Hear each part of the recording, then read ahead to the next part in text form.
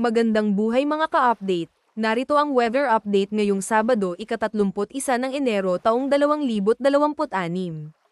Patuloy ang epekto ng shear line kaya may pag-ulan sa ilang bahagi ng Southern Luzon, kabilang ang Quezon, Mindoro, at ilang areas ng Bicol Region.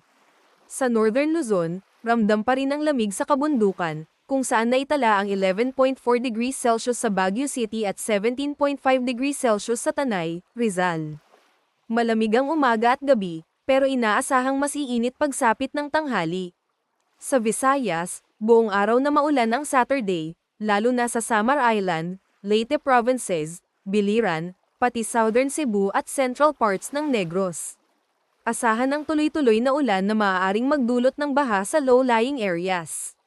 Sa Mindanao, maulan ang buong araw sa Siargao at Dinagat Islands, lalo na sa umaga.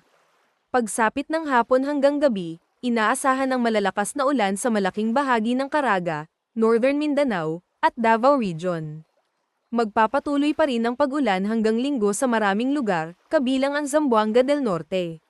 Huwag kalimutan mag-follow sa ating page and i-share ating video para updated ka lagi sa lagay ng panahon.